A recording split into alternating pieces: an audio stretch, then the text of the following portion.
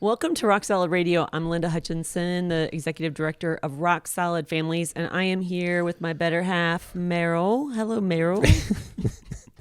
I never know what you're going to call me. Merrill. What are you doing, Linda? Because people ask all Are the you time. calling me Merrill because I had asked for some French Perrier water? Yes, like, the Kroger brand's too bubbly. It's What's too up with that? And so he belches before we go Oh, on that's- air. that's and so gross. That's disgusting. We're sparing you of that. So isn't that great? No, actually, hon, I have a question for you. Fire away. And I decided I'm going to ask it on air. So, we have 5 kids. No prep time here, people. Exactly. 5 kids. We have 2 daughter-in-laws, amazing daughter-in-laws. We have 4 grandchildren. Yep. And I was just thinking, That's dangerous. Go what ahead. if you finished the basement recently and we Mm-hmm. got extra bedrooms now and a lot of space? So I was just kind of wondering if maybe we could invite everybody to move back in town and move in with us, kind of like a group home. What's in your pumpkin spice drink of your It new says mug? start each day with a thankful heart. I so think you've got something in there besides a little iced tea or Coke or I'm whatever just you being have in there. thankful that we I have think this space. you've lost your ever-loving mind, my sweet lady. No, I'm serious. Like, wouldn't that be so cool? No. Well, we get to see our grandkids. We get to No. see them eat breakfast. I love them. And kiss I them love goodnight them. before I they go don't to bed. want to live with them. Wait, what are you talking about? Where's this even come from? So the idea, are you talking for a weekend or maybe a week? I'm No, all about it. I'm talking all about it. Moving in. Permanently. I got a deal for you. They move in, I'm moving out. Oh my gosh. Okay. I'm just messing with you. I better not say that. You might take me up on the second part. I'm just messing with you, but it does kind of lead us to our question from a viewer today that we thought we would tackle because we do see this a lot in our office. And so we just wanted to, really address this issue of adult children who maybe have moved out and have moved back in for one reason or another. And this kind of leads us to the question. Can you read the question we got from a viewer? We're trying to be vague here because we don't really want to give away specifics, but we just kind of narrowed it down to kind of a vague question. Do I need to fix it? Okay, so the question is, Dear Rock Solid, we have an adult child who struggles with depression and has moved back in with us after losing their job. It's been a year now. Ooh. Help. What do we do? Well, it's a little bit complicated there, hon, because first off, I think it is important, and I think as we talk about this, even though I was being a little put offish by your initial question. I was just kidding, by the way. No, I don't think our kids would want to move in I don't with think us. our kids are interested at all. But, as parents, and I know our parents would have done this, would take us in, right? Sometimes there are extenuating circumstances. Mm-hmm. There is illness. There is loss of job. There are tragic situations that happen. Mm-hmm. And so to look at, especially family and say, figure it out, is not at all what we're talking about. No, Okay. we lived with my parents for Right. 2 months while we were building. We sold one house faster than we thought. Yeah. We were building a home on our own. And so there was 2 months. And man, you have never built faster. we move right along. Had to It's like cover up a lot of mistakes on that home building project. So, I mean, but my parents were very generous in letting us live in their basement while Right. we finished our home. Right. So with that being said, this is like not a never Right. sort of answer. And it's also, this question here, hon, is a little bit complicated because I get the part about losing the job, but it also says struggles with depression. Mm-hmm. And so we candidly throw that term depression around sometimes. And if those of you who've never dealt with depression, I don't want to belittle what you know about that, but true depression is debilitating. And I know that from personal experience. I also know that from working with, we both know that from people who have just been literally crippled. And so we're going to have to fish through this question a little bit, and we're going to probably have to answer it from a couple of different modifiers to help us, because our job is not to just like give a one answer that covers all, but there are some things that are kind of universal in answering this. And so if you're listening and you're thinking, oh, I'm going to turn this off because this doesn't apply to me, honestly, I really want you to then we're going to come move in with you. and we're going to make sure that you know it applies to you. But really, this could be you tomorrow. And maybe you're not the one, maybe you're the one that loses their job or is tempted to move back in with a family member. But maybe you're the one who feels sorry for a family member or a friend.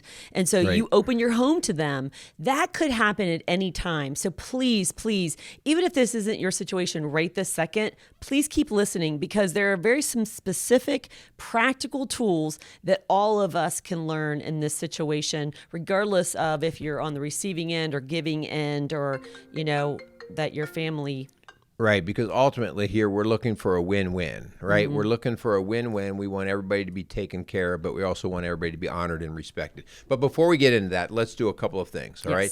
Let's thank Casey's Outdoor Solutions and Maxwell Construction for coming alongside of Rock Solid Radio. We want to thank those guys for being great community supporters and members, and also for believing in the messaging that we put out at Rock Solid Radio and at our ministry of Rock Solid Family. So thanks to these guys. Continue to support them as they support us. Yeah, we also want to remind you that we've talked about this before on earlier shows, that we have a marriage retreat that we're involved in coming up on November 5th and 6th. It is going to be at the Mason Hilton Garden Inn, but it is sponsored by Bright Christian Church in Bright, Indiana. And so we would love, everybody's welcome. You don't have to go to Bright to attend. And there's more information on their website, though, at brightcc.org. And so I really encourage you to go and check that out. And we would love for you to join us. It's going to be a fun weekend, and some good eating and some eating. Where are you from? You sound like you're on Kyle's show of Strong Dads. But just some great fellowship, but also some learning, I think, about how we can be better spouses to each other. Right. Also, hon, I do want to put a little plug in as we are coming into the fall season and some of the summer stuff is winding down, to put a plug in for I'm offering a beginner finishing class, or a fitness class, as some of you would think of it. We do finishing exercise, which is a piece of equipment that I created, almost 10 years plus now. It's been on the market for about 10 years. But we offer that class at Rock Solid Families, and we are going to have a beginner's class on Tuesday and Thursday evenings, 7 to 8. If you're already in that class and you're listening, keep coming, because you know how I can adapt things to give you everything you want. But I'm calling it a beginner's because sometimes when people see a new exercise, they're a little bit put off, like, I don't know if I will get it or whatever. And so basically, your age doesn't matter. I will even say, outside of you not being able to pass a physical from your doctor, you're welcome to come in, because we can make everything work for you. And we're going to learn how the body moves, and then we're going to start combining movement patterns with cardio endurance fitness, as well as just functional movement patterns. Like, well, what does it mean to bend the knee and not the hip and not the arm, and these things. So it's a great class, so come on out and join us for that. Yeah, a lot of people are surprised that we do fitness as part of our faith-based coaching. And so we believe in faith, family, and fitness, and mind, body, and spirit. We feel like they're all interconnected. And when one is struggling, we can help with the others, and then it strengthens the whole body, mind, body, and spirit. So we really... And first class is free. And the first class is free. First class is free, so you can just poke your nose in the door, come join us, see what you think, and we'll talk from there. Yeah. All right, so let's get into the question, all right? Okay, so this is that whole idea, letting your adult children come back into your home. Yeah. But then what happens, and this is really why we get these questions, when they won't leave. Yeah. Okay, what happens when they won't leave? So let's talk about a couple different disclaimers, I think, kind of like we did at the top of the show a little bit. What are some disclaimers that we need to make sure we cover so that people realize we're not throwing out everybody here? Right, yeah. So we're talking about able-bodied people, okay? We're not talking about somebody that's disabled or not able to care for themselves. We'll dig deeper into some of that mental illness, anxiety, and depression kind of thing in a little bit, but it blurs the line. But in general, we don't expect an adult child who has a mental capacity of an 8-year-old to be held responsible for, kicking him out on the street. That's not what we're talking about here. But we can say that what we're going to talk about ranges from if you have a 21-year-old to a 40, 50, 60-year-old. I mean, some people have been out and they've done their own lives. They had houses and jobs and marriages and families. And then all of a sudden things fall apart. And then they turn to family or friends and they never leave. And so we're talking about that situation. Right. Okay. Yeah. So that makes sense. So let's talk about, let's set them up. So those of you who have, you're not in this situation yet, but maybe you could see this coming. Okay. This is a really important thing to start with. And the reason is because most of the time, us as parents, if I'm looking at us and where we are with our kids, most of the time we give a knee-jerk reaction. Yeah, sure, you can come back, okay? And it's a knee-jerk reaction because they're our kids. We're emotionally attached. We see the request and we see the heart behind the request. And so we are quick to say yes to this, all right? So one of the first things that I want to encourage you to do is, if you ever foresee this coming, say, I don't know, it sounds like an interesting idea. Let mom and I talk, right? Just give us some time. We do that all the time because emotional responses are ugly responses, all right? We pay for them. And so one of the very first things is to be able to just say, just give me a minute. Let us talk and let's see, because we might have something going on. Maybe we're not going to be around. Maybe we're going to be traveling. Maybe we've got something up. So give me a little bit of time and I'll get back with you. Yeah, and so sometimes we get asked this question and we're caught off guard. And maybe we, like you said, hon, didn't see it coming. And so I don't want you just to respond out of what you think you should say, okay? Because I want your yes to be yes and your no to be no. So if you say yes, I want that to mean something and they can rely on that, okay? And so if you're really kind of struggling as to what to do and you haven't consulted with your spouse, if you are married, you definitely have got to make sure that you put a pause on the answer and go and get a little bit of background conversation before you ever make a decision or give anybody an answer. Right. Okay. What if, hon, I'll make me the bad ugly here. What if you come and you say, hey, one of the kids asked to move back in and I am not feeling it, and I say, I don't think it's a good idea. I'm not interested. Should you trump me and go over? That's a great question. Yeah, answer that, please, right now. So, a part of the problem is the Bible says a home divided against itself cannot stand. Okay. Right. And that is so important. So if you feel as a mom, let's say, because it usually happens with the mom, that you feel emotionally responsible to take care of your adult child, or, just rescue somebody, a friend or a family member, and your spouse is totally against it, then you got to remember that this is the first priority is your spouse in the home, your ministry in your own home. So if you have children, if you have other children, like I have one client situation where like that child lost its bedroom, and because of somebody moving in, like you need to consult that person and have a conversation and make sure that we're all on the same page and we're ready to be a team about this.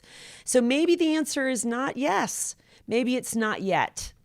Maybe it's, not right now, okay? Because we're not on the same page, or we have something. Maybe we have health issues going on ourselves and we just can't give what we don't have. Right. Time and energy. Hon, this just reminds me so much of being united in everything we do as parents. We are still being placed in a parenting role when this question is being presented. So whether we're disciplining the 8-year-old that we're referring to, or whether we're talking about the 40-year-old that's coming back in, we have to stay united. And if Linda would say yes to our son or daughter coming back, and I were to say no, but I finally just say whatever, and I just back away and let them come in. What do you think's going to happen the first time that things kind of go south in that? Yeah, right? It's going to be, I told you so. Yeah, so now we're not even going to have just problems with the kids that we brought back in, but now we've got problems between us, mom and dad in the house. So get it together, and the whole idea of if we can't come to agreement for that time, the answer needs to be no. Yeah. All right? And this isn't in our script, hon, but I believe that there is similar things about it if it's a parent Okay. We have 3 aging parents who do not live in our home right now. And there may be a time when that is necessary and a conversation has to happen about that. The same thing has to apply, that we have to be aligned together. Doesn't mean, the Bible does say that we have to take care of widows and orphans. And so we have a responsibility to take care of our parents, but that doesn't have to be in our home. Okay. It does mean that we have to provide for them and care for them, especially if they're having some dementia issues or other health issues. I mean, that's our responsibility. Right. We just can't shrug it and say, your problem, but don't just take it on and feel responsible and then be resentful and feel guilty about it if you do or don't. So, right. Yeah, I think that's a great applies. point, hon, especially with the older parents, bringing them into your house, because that's definitely a place where we are right now, and have actually had that conversation. And it's just really important that we stay united on there. Yeah. Assumptions will get you hurt in this business. Yes. Okay. Yes. All right. So let's just say You decided yes. I decide yes. We agreed. I'm not quite the old creeper that You have a heart. I after have all. a heart. I go, you know what? Okay, You're not the Tin Man. I see the point. Okay, so we'll say yes. We're not finished. No. Right? The yes does They're not moving mean the truck yes. in Yeah, yet. because yes is still a very vague answer. Yes. Okay. And it gets us in trouble. So we have to go through with some conditions on the move-in. All right. So there are conditions. There's not people who separate, or we need to separate what unconditional love is, right?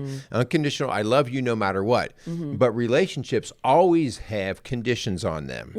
Let's call them boundaries. Because this is a healthy boundary that you're going to lay out ahead of time before anyone moves in. It is important that you have a meeting about healthy boundaries and expectations. Remember, they're moving into your home. Right. Okay. And so there's questions that need to be answered before the move in. And if they don't like it, you don't shove it down their throat. You don't threaten them with it. You just literally say, hey guys, we love you, but this is something that we need. And this is the healthy boundaries that we're setting. And so if it doesn't work for you, we understand. You go somewhere else. We respect your no, but you need to respect our no. That's right. And our limits. So one of the things that we have to write out first ahead of time, hon, is what? The timeline. Okay. Yeah. So are we talking a week, 2 weeks, a couple months? Are we talking indefinitely? All right. So we have to at least have the clear understanding of what the expected timeline is. If we just say, well, come on and move in until you get your act together, I'm sorry. You're setting everybody up for failure. Yeah. All right. Some personalities can do that. Maybe the kid's coming back and they are just a go-getter and everything aligns for them, and they're back on their feet and they're out of your house in a matter of weeks. Okay. But we way too often, especially, there's usually a reason why they are moving in, whether it is depression or loss of job or economy has gone bad. Yeah. And these are things that can really get sticky. So we need to set up a timeline. You know what? I'll tell you what. We'll give you 3 months. Yeah. We'll give you 3 months. And at 3 months, here's what we expect, okay? And whether we say you're moving out or we're reassessing or you're whatever it is, but we're giving you 3 months. And so everybody's agreed on that.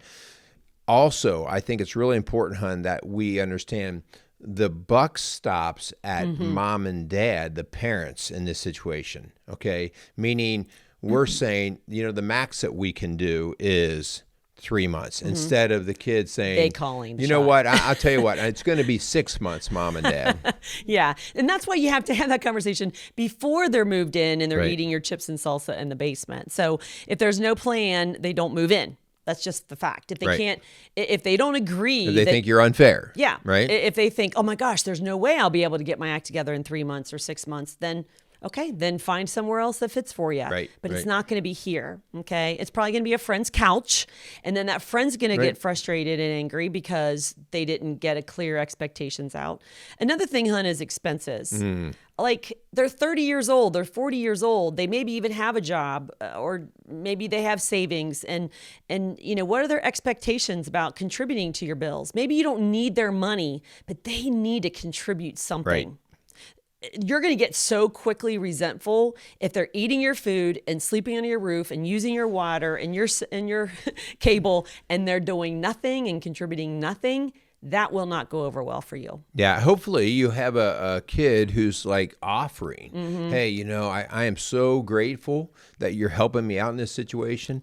Hey, let me pay for this. Let me take care of this. Let me take out the trash. And they start just becoming an active member. I mean, that means you raised a really good kid. That's good stuff, yeah. That's good stuff. But if you have one who's hesitant to even step up and do these things, then lay it out in advance. You know that your child's personality better than anyone in this situation.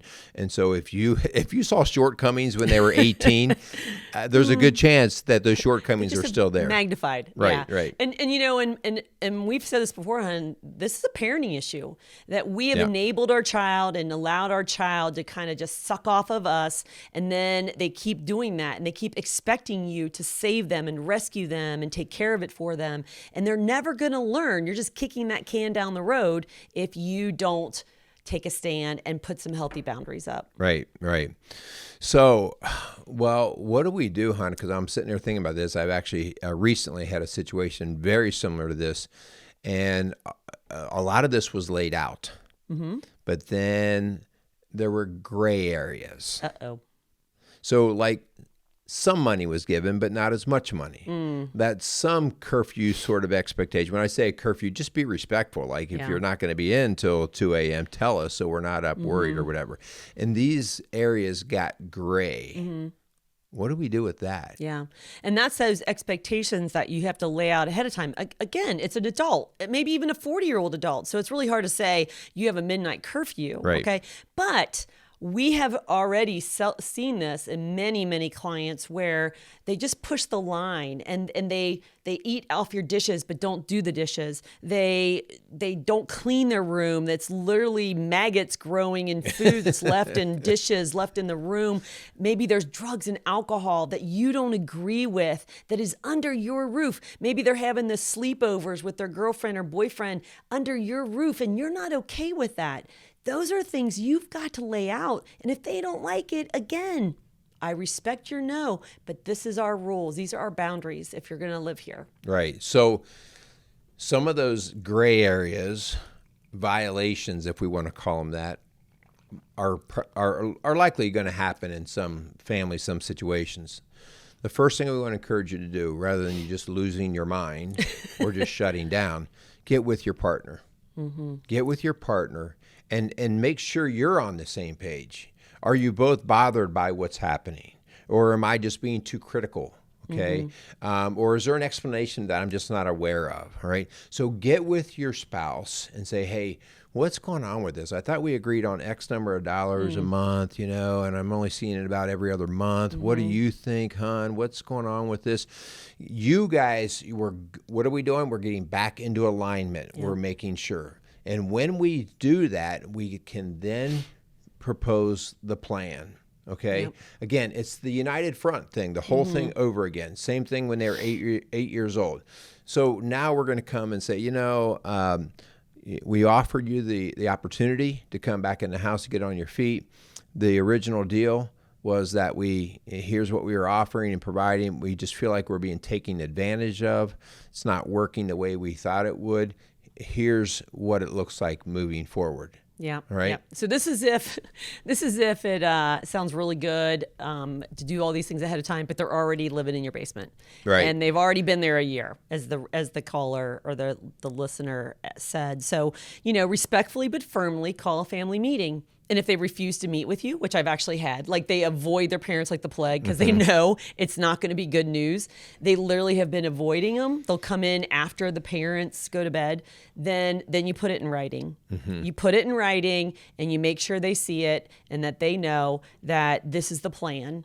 And, I would do it privately. Don't involve other children or siblings. Like you want to be respectful because it's pretty humiliating already that they're in your home and using your stuff, but to have everybody else involved in the business is not fair either to them. So be respectful to them as an adult, treat them as an adult, but make sure that you're firm with the plan.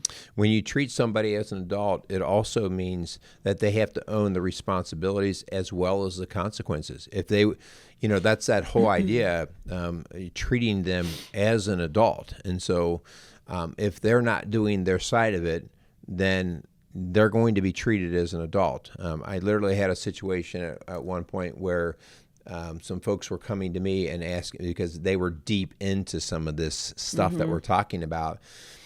And, the risk here is, what about the relationship? Yeah. What about the relationship? And that's really what they're scared of. Right. And that's what was causing all of the issue. And it's like, well, let's get clarity first. Let's get clarity in what we initially started with and what we want to protect with the relationship. And we lay all that out. But at the end of the day, if the relationship between us is going to be at the expense of this situation, all right, we literally came up with a plan for renting a U-Haul truck and removing all of the articles of living from our house. That's not where we want to go. We want to be able to prevent that stuff. No. But literally, if it got to such a level of abuse, and the reason why couples come to us sometimes is because now they're fighting back and forth. Yeah. And so let's preserve this. So again, hopefully that would be considered an extreme. Yeah. But those are the things we have to come together on. Yeah. We want you to give them a reasonable time frame. You don't want you to set them up for failure, especially if they have lost a job. COVID has kind of put an accelerant, on a lot of things, right, where people maybe were working for home and maybe they got laid off. And it's just so many different dynamics going on right now that has really just accelerated a lot of issues here. But give them a reasonable time. But chances are they've probably made one excuse after another, and you've threatened and threatened and threatened and done nothing and nothing, and you're so frustrated and so angry that it's just really coming to a head. And we're just saying, let your yes be yes and your no be no. It's time. It's time to draw a line and to set a healthy boundary. Yeah. Okay, so hon, let's muddy the water, because this is one of the precipitating factors that often leads to this situation. Mental illness and addiction are two of the things, and they can oftentimes be kind of grouped right in together in terms of what it does to their ability to work through and solve problems. When we have mental illness, so this is, now we're not talking about maybe somebody who's able-bodied, is maybe what their body looks like, okay? So now we do have to approach things very differently. Okay. And so we want to walk through that. We want to be respectful, but you're talking to two people here that we are not psychiatrists. We are not psychologists, but we get to see a lot of mental illness type symptoms that present themselves. And one of the things that we know, that even in mental illness, there's still work to be done. There's still work to be done, and there's ownership to be had. Right. And one of the things that's hard with mental illness is for people to own that. Like if you have the mental illness, you would like people to rescue you, to save you, to basically nest around you to keep you safe. And you have to recognize where they are in that process. Yeah. Right. Yep. Healthy and clear boundaries brings security and stability to a very chaotic situation. If you are a mother and father who have dealt with a child with anxiety, depression, bipolar disorder, you know this has been a rough road for you. I'm not telling you something new for you. Yeah. And our hearts go out to you. And I know that there are some parents out there who are fearful that this boundary you put might be the thing that puts your child over the edge, and they've threatened to harm themselves, they threatened to run away or disown you, and that just paralyzes you. It does. And I'm just speaking to you right now because our hearts go to you. We understand that you are just torn by the love for your child and what's healthy and best for them. And can we just say that speaking into this with healthiness and with clear boundaries is the best thing you can do for them. It may be the first time they ever own their issue and get the right help. You can speak love to them, but you can also speak firm boundaries that gives them treatment centers and doctors and mental health facilities, because you are not their savior. Point them to the true hope and help that they desperately, desperately need. Yeah, you are not their savior, and you, depending on the level of their functionality, you can definitely help. You can help set up appointments. You can do those things early on. If it means so, you can drive them to appointments and things like that. But at some point, you have to hold the reins or put the reins back into their hands. Okay, I understand that you had an appointment to see the therapist or the doctor, and you literally laid in bed. You didn't go to that. Okay, listen. This is that enabling behavior. All right, well, you better go next time, because if you don't do it next time, this is the things you again, we're connected here. Your spouse and yourself United are connected, right? And you're coming to them and saying, we may have to look at an alternative living arrangement, because this is, you do more harm by keeping them in that sort of quagmire of yuck and nothingness. All right, so sometimes it gets ugly, and so this is that tough love thing that you've heard about with that teenager that lived in your home. Now they're 40 years old. Oftentimes these types of interventions still have to take place, and that's why you have to get unified on them and say, okay, we are not going to be an enabler. We are not going to have them living under a roof and continuing to just sort of fester in this. Yeah. And so we also know that adults who struggle with mental illness and addictions are master manipulators. And so they have twisted this, and they have gaslighted you and scapegoated their issues, making it your issues, like you were the worst parent and this all is your fault. And so that's why they've missed 5 job interviews, or they got fired, or they lost their marriage because of what you did to them. Please, please, please. I'm not saying you were perfect, but please do not let them guilt you into letting them stay in an unhealthy situation. Right. Well, okay, so I hope that we at least gave you guys some ideas there. And if this is one of those shows that maybe you're not going through it, but there's an extremely high likelihood that you know someone who is. We see it frequently, and a lot of it has to do with just the number of grandparents that are raising kids now. And so we just... Grandkids, great-grandkids. Yes, raising grandkids. And so the whole thing has gotten a little bit messy. And so share this show, get it out. But a couple of challenges just to kind of recap on some things, hun. The whole idea, first off, is be clear and upfront. Be clear and upfront. State whatever your yes is and your no's are. Keep them there and keep them clear, and define your boundaries. Okay, you are the person in charge. You are the person of authority of your own home. Okay, and so make sure that is established. Yes, please don't work harder than they do. Be willing to lend a hand when it's appropriate, but don't give them a hand up, not a hand down, and that we don't want to enable and be that codependent. Remember, if you say yes in helping, that you really want to help, and that it's a healthy help, and it's a time appropriate help. And then, maybe sometimes adults are overwhelmed. It's just too much is going on. Right. Maybe help them to break it down into bite-sized chunks that are manageable. Like, let's just do a job interview today. Right. Let's go down and let's make an appointment with the doctor. Like, help them help themselves. Right. If it's complicated and it's emotional, and the occasional talks that you are trying to land out, at the dinner table are falling short and getting emotional, contact help. Get a mediator. This is kind of how Linda and I have played in these roles. We've been basically that neutral third-party mediator, and people come in to us, and we set up some boundaries, just like we were asking you to set up boundaries, and we set up boundaries for the discussion and what the ultimate end goal is here. Like, the end goal, is this relationship even important? Yes, it is. Okay, so that's how we're going to work. We're going to protect that and establish the rules to go around there. And then at that point, the neutral party, remember, that's the value of the neutral party. They're not emotionally attached. So they can say sometimes the hard things that need to be said, but they can also help hold people accountable when they're breaking down. Yeah. And again, over and over, let your child know, whether they're 20, 40, 60 years old, I love you. And I want a healthy relationship with you. I just don't think this is how we do it. Okay. And so if you continue to say that and speak truth and love with gentleness and respect, that's what God's called us to do. And what they do with that, whether they disown you, whether they go hurt themselves, run away, keep the kids from you, which has happened before, I've seen it. You just need to know in your heart that you did everything you can to have a healthy relationship and help them help themselves. I think that's the hard part, hon. Like sometimes we all are looking for a guarantee that everything works out well. And you and I know that we can't even do that. Like sometimes things end tragically.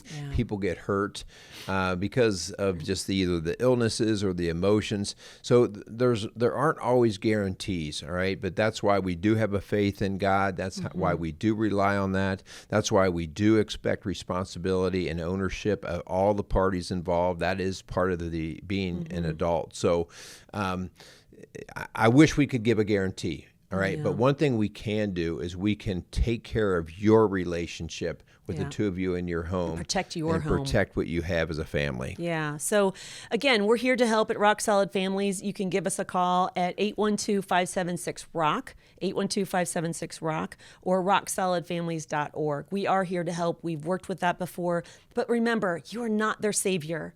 Please do not try to be. Point them to the real hope and real help. And that's the best gift you can give your children. All right. That's awesome stuff. Hopefully you don't have to use this one, but if you have to, you've got it. All right. Yeah. So again, we say thanks to Casey's Outdoor Solutions and Maxwell Construction for all of their help and support. Hun, why don't you go ahead and sign us off? Oh, yeah. Thank you so much for listening to Rock Solid Radio, building a stronger community, one family at a time. Make it a great day. I can tell you one thing. If they're all moving back in, I am buying that camper. This is my rope, but this is how I'm going to get that camper. We're out of here. Rock Solid Radio wants to thank Maxwell Construction, who has been our sponsor since the very beginning. For over 30 years, Maxwell has delivered the highest quality projects by holding to their core values of customer satisfaction, positive attitude, respect, and excellence. So if you have any kind of commercial construction need, give Maxwell Construction a call today at 812-537-2200.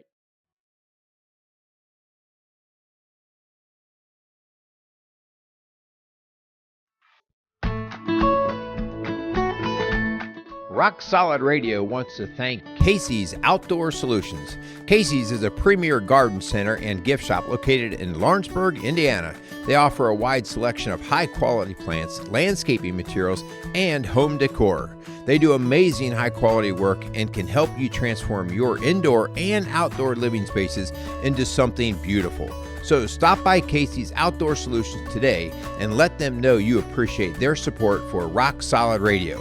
Visit Casey's today at 21481 State Line Road, Lawrenceburg, Indiana.